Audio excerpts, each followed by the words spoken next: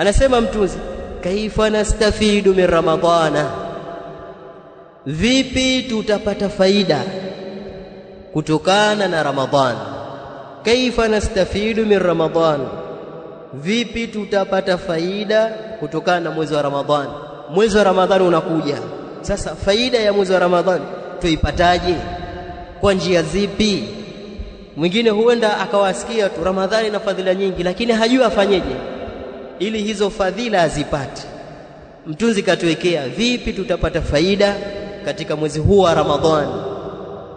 Anasema nastafidu min Ramadhana, tutapata faida katika mwezi wa Ramadhan biihya'i layalihi, kwa kuhuisha miusiku yake huo mwezi wa Ramadhan. Biihya'i layalihi, kwa kuhuisha miusiku yake.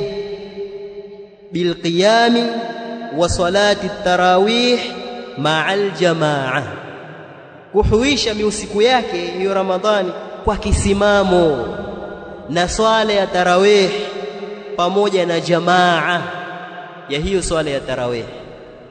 Bilqiyami, kwa kisimamo, mtu kusimama kwa ajili ya ibada fulani. Wa salati tarawih, na kwa ajili ya swala ya tarawih kasimama kuswali tarawih, lakini ma'al jamaa, pamoja na jamaa ya Waislamu msikitini, uende ukaswali jamaa. Moja katika namna za kupata faida ya Ramadhani, kusimama kwa ajili ya swala ya tarawih msikitini na jamaa. Qala sallallahu alayhi wasallam, amesema Mtume sala na salamu ziwe juu yake, man qama Ramadhan, yeyote atakayesimama kiibada ndani ya mwezi wa Ramadhan.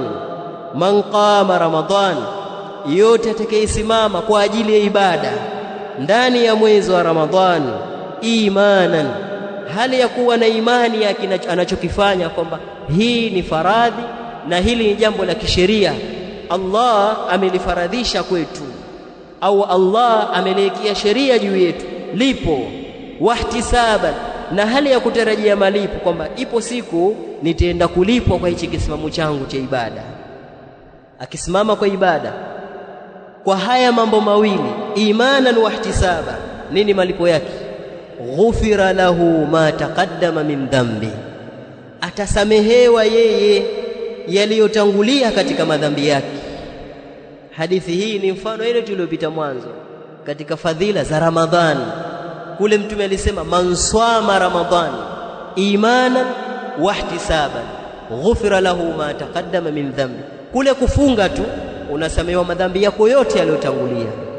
Kisha hapa Mtume anasema man qama Ramadhan, atakayesimama kwa ajili ya ibada ndani ya mwezi wa Ramadhan imanan wa ihtisaban ghufira lahu ma taqaddama min dhambi. Kwa hiyo wasamehewa madhambi yaliyotangulia kwa kule kufunga, wasamehewa madhambi yaliyotangulia kwa ajili ya kusimama katika ibada. Kwa hiyo na kila sababu ya kusamehewa madhambi ndani ya mwezi wa Ramadhani. Sasa kuna watu wanakosa zote hizi fadhila za kusamehewa madhambi Ramadhani, wanakosa zote, si kwenye funga, si kwenye visimamo vya ibada, sababu funga zenyewe za kuungaunga, funga mbovu, funga hazina swala, funga za matusi, funga za kukaa maskani mchana kutwa, funga za kuangalia musalsalat season katika masimu na television. Anakosa fadhila za kusamehewa dhambi. Kisha na usiku wake hasimami kwa ajili ya tarawih, pia anakosa fadhila za kusamehewa dhambi. Kwa anaingia ndani ya Ramadhani, anatoka kama vile Ramadhani haijapita, hakuna dhambi aliyosamehewa, labda amezidishwa madhambi kwa sababu amefanya mambo muharramati.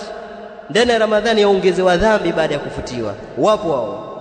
Waqala sallallahu alayhi wasallam, na amesema Mtume sallallahu alayhi wasallam ziwe juu yake, man qama ma'al imami. Hii inawahusu waswaliji sasa wa tarawih na visimamo vya usiku. Man qama ma'al imami, yeyote atakayesimama pamoja na imamu, hatta yansarif, mpaka akaondoka yule imamu. Imamu kaondoka, maana swala imemaliza. Atakayesimama pamoja na imamu hatta yansarif, hadi akaondoka imamu, kwa maana swala imemaliza, imamu kaondoka na yeye ndo akaondoka. Kutiba lahu qiyamu layla, pataandikwa kwake yeye malipo ya kisimamo cha usiku mzima. Ameswali pamoja na imamu hadi saa 4 au saa 5 au saa 6, tarawih imemaliza, wakaondoka, imamu kaondoka na yeye kaondoka, malipo yake ni sawa na mtu aliyesimama kuanzia usiku magharibi ulipoanza hadi kuchomoza kwa alfajiri. Lakini akafika saa 4 tu, kwa kuwa amekaa nyuma ya imamu hadi imamu amemaliza, malipo yake ni sawa na mtu aliyesimama usiku kucha.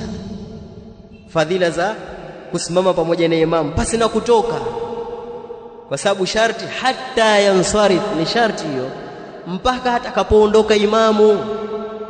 Sio umeswali 4 kisha ukaenda zako kulala, umeenda kuangalia mpira, umesogea nyuma kule umelala, wasijira tu amalize uondoke.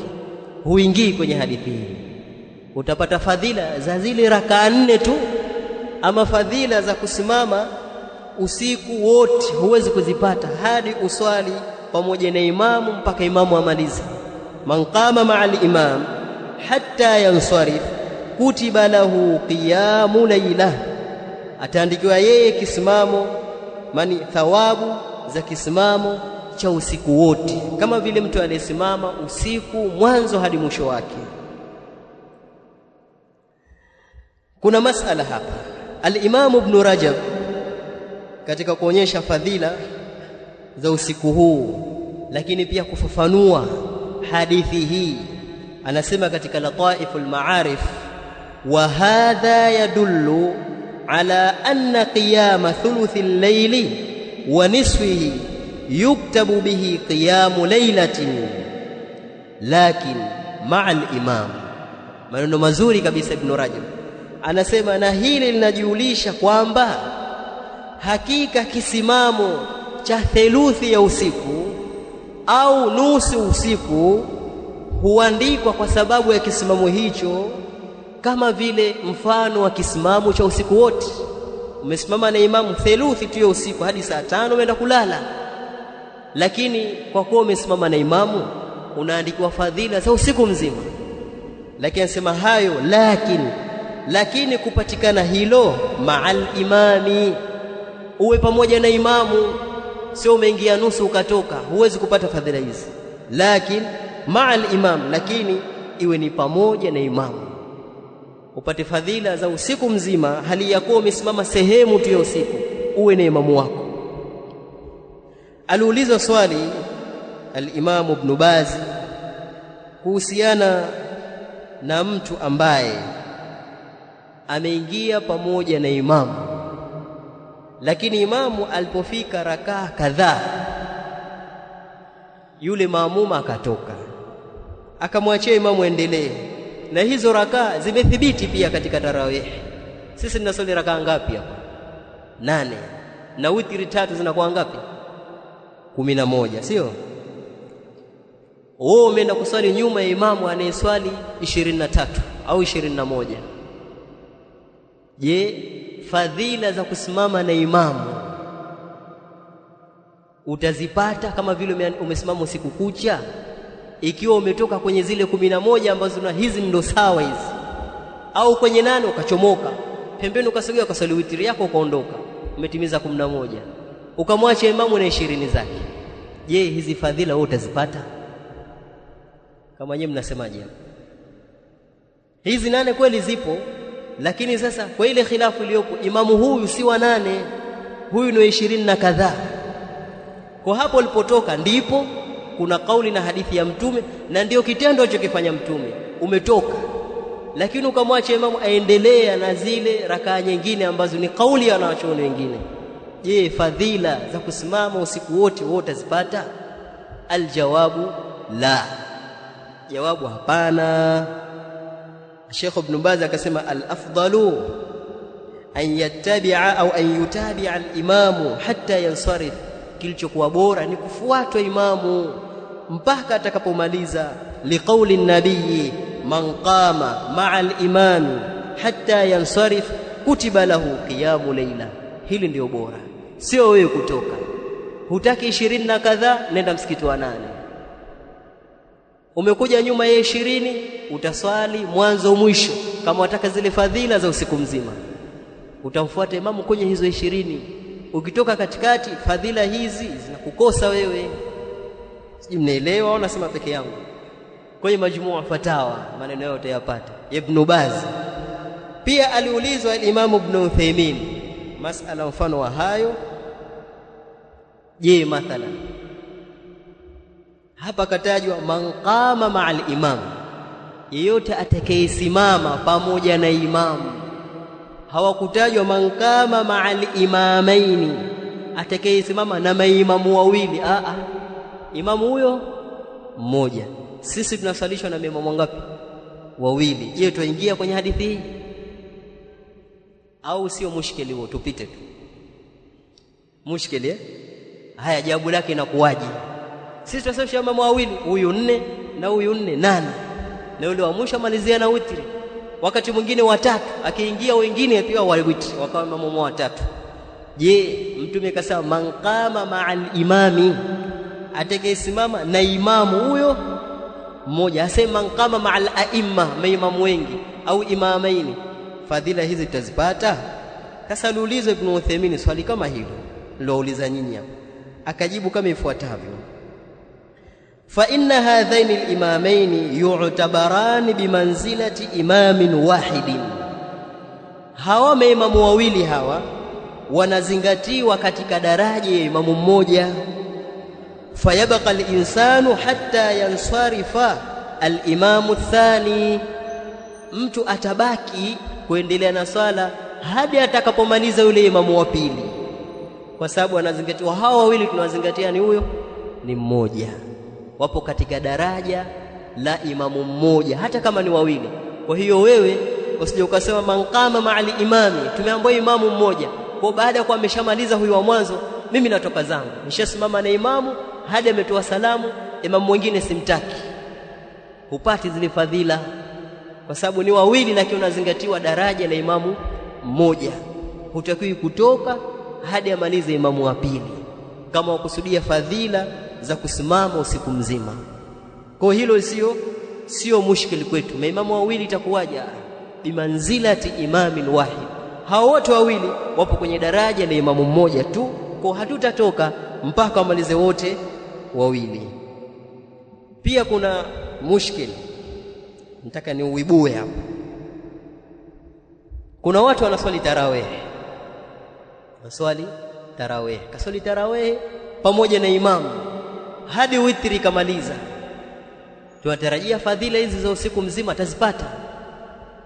Kisha baada ya hapo akasimama usiku, wenyewe anaita tahajjud, kaenda msikiti huko saa 8 usiku, kaenda msikiti fulani wanaswali tahajjud usiku, ashaswali tarawih pamoja na imamu, na huko akaswali na imamu hadi mwisho witri.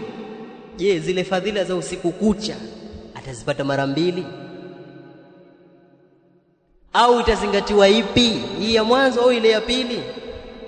Na mbona kaswali witri 2 na hali ya kuwa Mtume anasema la witrani fi laila, hakuna witri 2 kwenye usiku mmoja.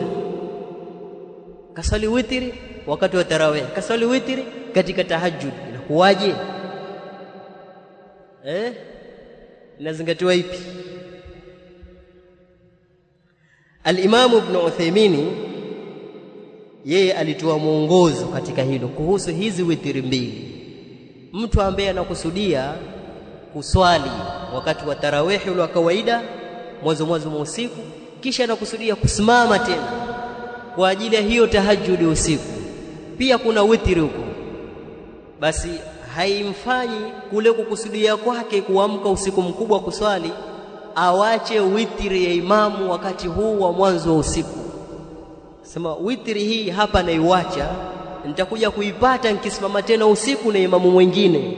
Ukiacha witri hii hapa mwanzo, zile fadhila za kusimama na imamu hadi mwisho utazikosa, sababu umetoka baada ya raka 8 witri uliiacha. Man qama ma'al imami hatta yansarif, wewe haumo. Sasa akiswali witri wakati huu na witri wakati huu itakuwaje? Na witri 2 usiku mmoja hakuna.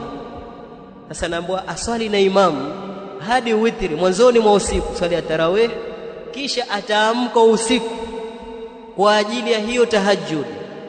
Sawa? Ataamka usiku kwa ajili ya tahajjud, ataivunja ile witri ya wakati ule kwa kuswali rakaa moja. Sikaswali 11, kwanza ataswali rakaa moja, itakuwa tena si witri kule, ni shufaa, zishakuwa 12. Kisha ataendelea tahajjudi yake, ataswali na witri mwisho. Hii ya mwisho ndio itazingatiwa kwa ni witri, ile haitazingatiwa tena kwa sababu alishaivunja kuongezea rakaa moja. Hamjanielewa? Mtanielewa kwenye rekodi. Alhirsu ala takbirati alihram, kuwa na hirs, kuwa na pupa juu ya takbira ya kuhirimia. Hapa tumepita masala ya tarawih. Tarawih ahlul ilm wametofautiana. Kuna wanaoswali rakaa 8 na zile 3 za witri 11, na wengine wanaoswali 21, wengine 23 kwa miji yetu. Lakini kuna baadhi ya wanawachuoni hawaoni kwamba swala za usiku zina ukomo, na miongoni mwa swala za usiku ni tarawih, iwe Ramadhani iwe nje ya Ramadhani. Salatul layli mathna mathna, hadithi ya Mtume. Swala za usiku ni rakaa 2 uswali 2 mpaka ukichoka, kisha unaswali witri unalala, sababu witri ndio ya mwisho. Kwa 2 hadi ngapi? Hakuna ukomo wao. Kwanza kuswali na sisi tarawih muda kawaida, akamka usiku akasali tahajjud msikiti mengine, kwa sababu anaamini kwamba salatul layli mathna mathna, usiku ni rakaa 2 salam 2 salam 2, masaa 4 5 7. Wewe swali hivyo, ukiona nimechoka swali witri ulale, hakuna ukomo swala za usiku.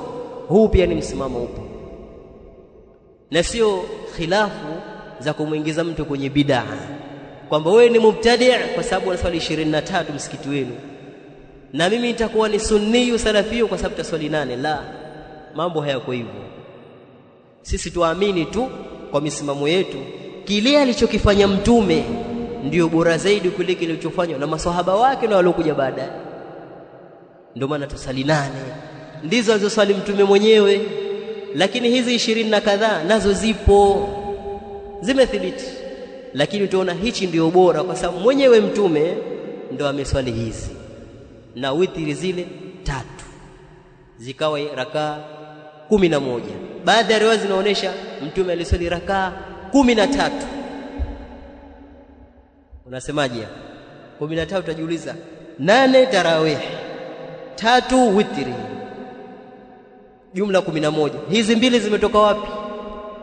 Zimejumuishwa na zile 2 za kabla ya swala ya alfajiri.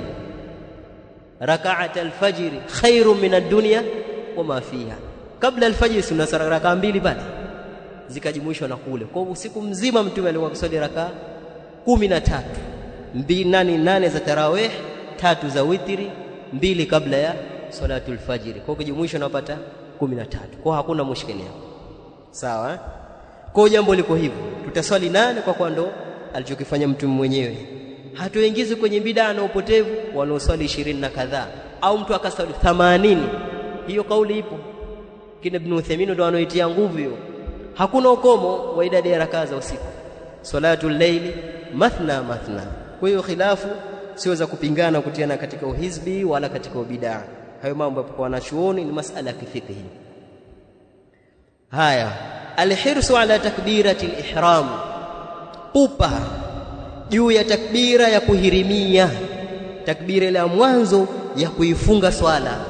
Tumezoea ile takbira ya mwanzo ambayo takbira ya kufungulia swala, sio ya kufungua swala, ile ya kuifunga swala.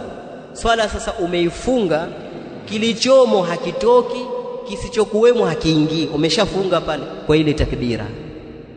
Ukitoa salamu pale ndio umeifungua swala. Sasa ushaifungua, ambacho hakihusiki na swala kitaingia baada ya salamu. Utaongea, utakula, utakunywa, ushaifungua, iko wazi sasa. Kwa takbira kuhirimia ni ile takbira ya kuifunga swala, visiingia ambavyo havihusiki, takbira ya mwanzo ile. Nayo ni nguzo, ruknu min arkani as-salati. Qala sallallahu alayhi wasallam, amesema Mtume sala na salamu ziwe juu yake, man salla 40 yawman, yeyote atakayeswali siku 40, fi jama'atin, kwa jamaa, pamoja na wenzake msikitini, kwa jamaa siku 40, yudriku takbiratal ula, hali ya kuwa anaidiriki, anaipata takbira ya mwanzo. Takbira mwanzo ni ipi? Takbiratul ihrami, siku 40 kwa jamaa, hali ya kuwa anaipata ile takbira ya mwanzo. Kutiba lahu bara'atan, pataandikwa kwake yeye kutakasika na mambo mawili. Atakayedumu kwenye hilo, kutaandikwa kwake yeye bara'atan, kutakasika na mambo mawili. Kwa maana kutaandikwa kwake yeye kuepukana na mambo mawili. Mtume akayataja mawili: bara'atun minan nar, kuepukana kutokana na moto, wa bara'atun minan nifaq, na kuepukana kutokana na unafiki. Atakayedumu ndani ya siku 40 akawahi swala ya jamaa, sio jamaa tu bali akapata takbira ya mwanzo ya swala, imamu anasema Allahu akbar, anaanza swala na yeye tayari yupo nyuma analeta takbiratul ihram kwa muda wa siku 40, malipo yake kutiba lahu bara'atan, pataandikwa kwake yeye kutakasika na mambo mawili: bara'atu minan nar, kutakasika na moto, wa bara'atu minan nifaq, na kutakasika kutokana na unafiki. Atayekuwa mbali na moto, atayekuwa mbali na unafiki.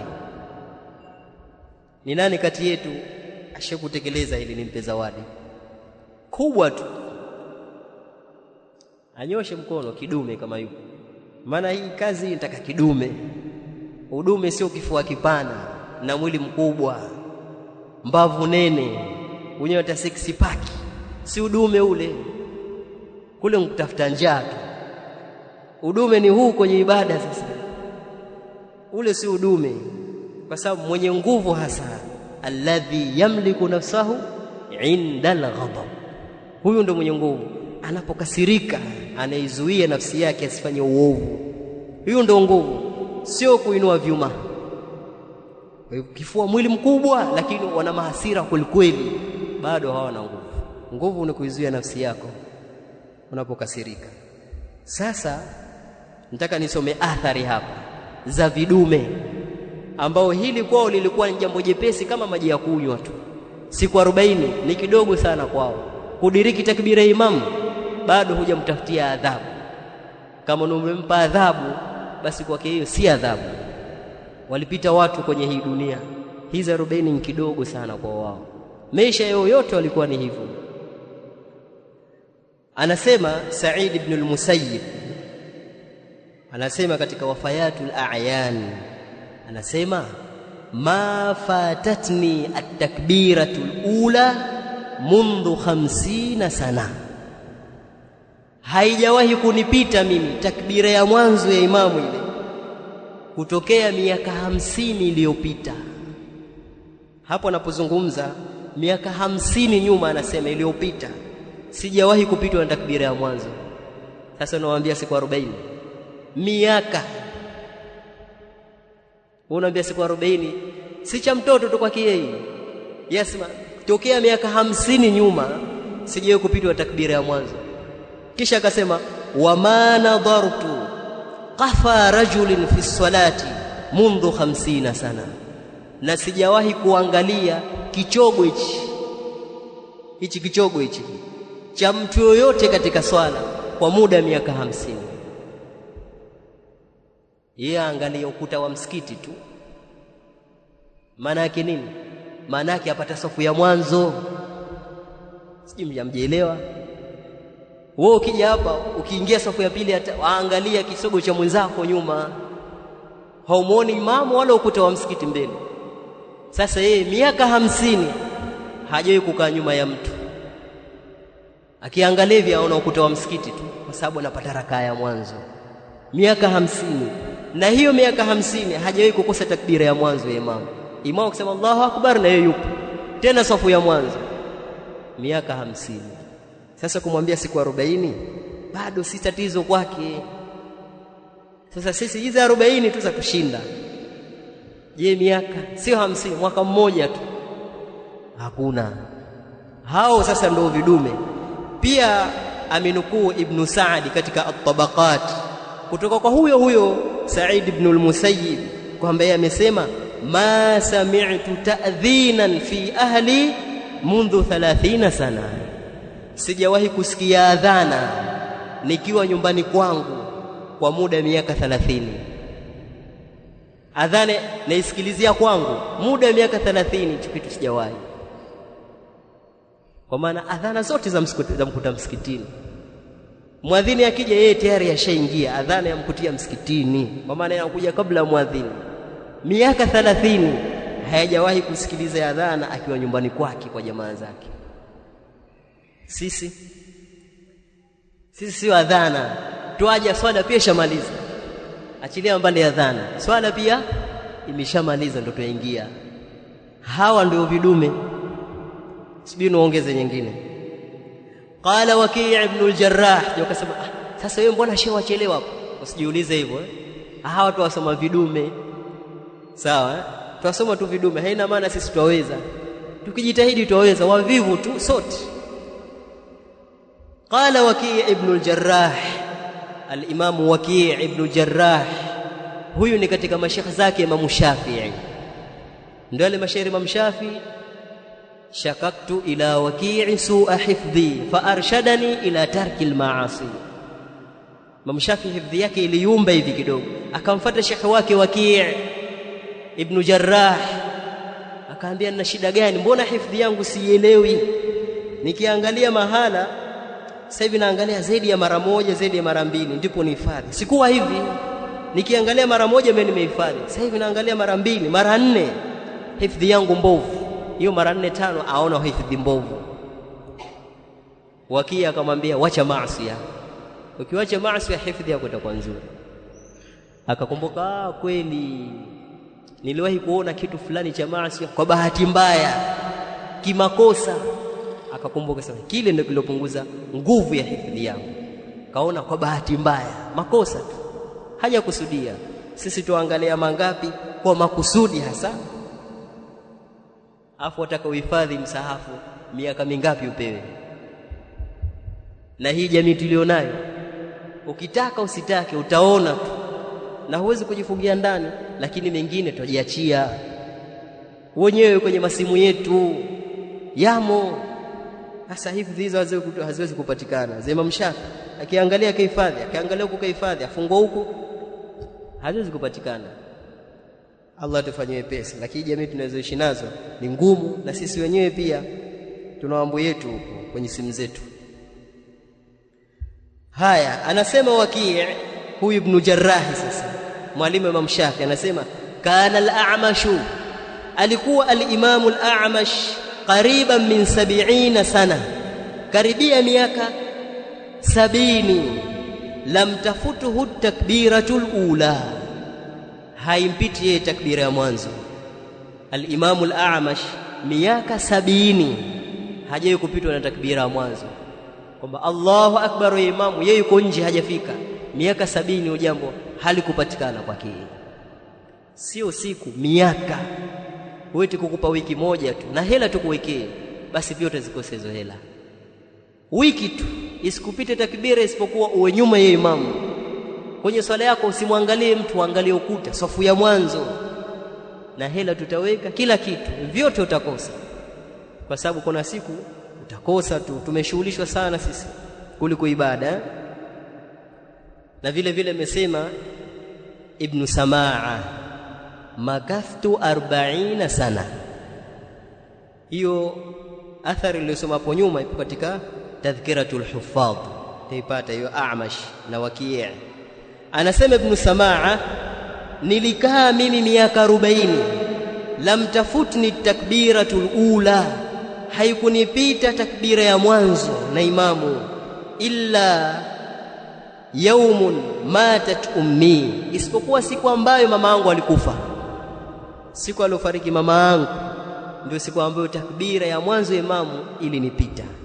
Lakini kabla ya siku ya kufa mama, miaka 40 nyuma, hakuna siku iliyonipita takbiratul ihram. Alipofariki mama yake, kwa kuwa ni dharura hiyo ya msiba, ndio siku hiyo ikaenda kinyume na siku 40, miaka 40 iliyopita.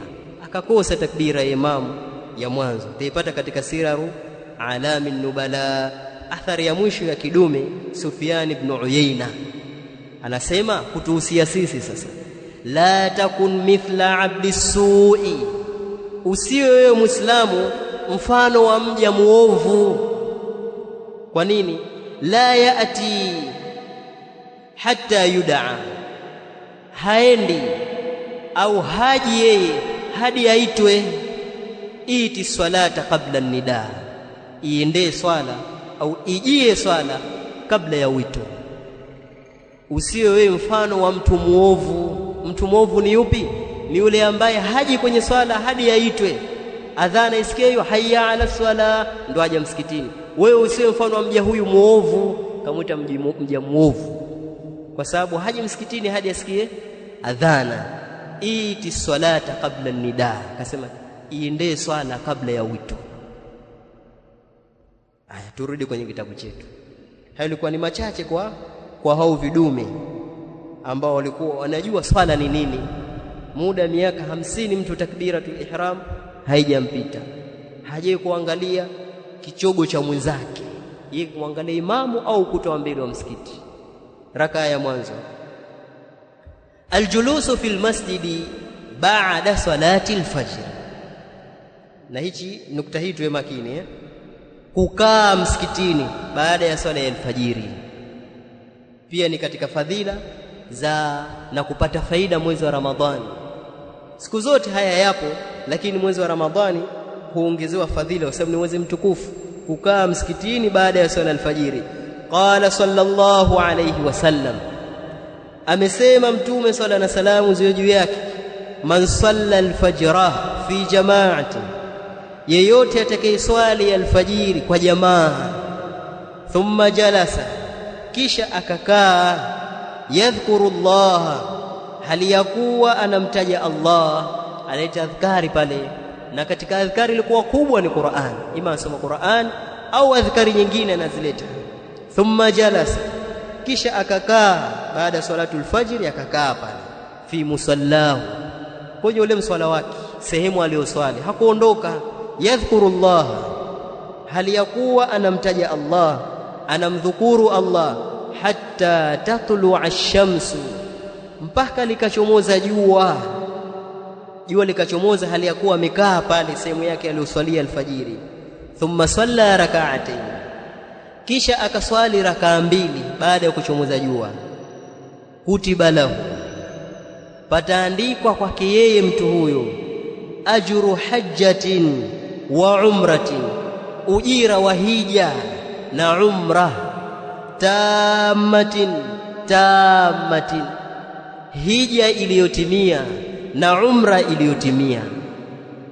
Kutiba lahu, pataandikwa kwake yeye mtu huyo, ajru hajjatin wa umratin, ujira, malipo ya hija na malipo ya umra, tamatin, hija iliyotimia, tamatin, umra iliyotimia.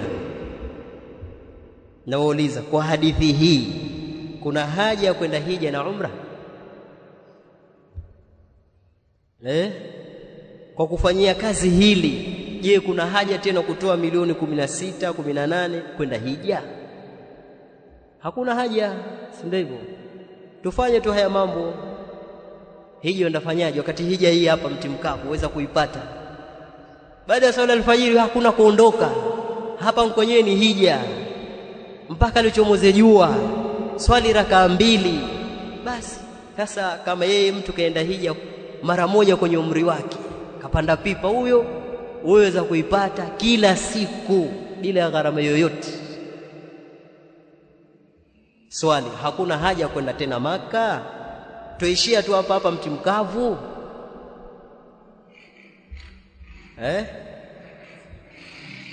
Hakuna haja tena kwenda umra?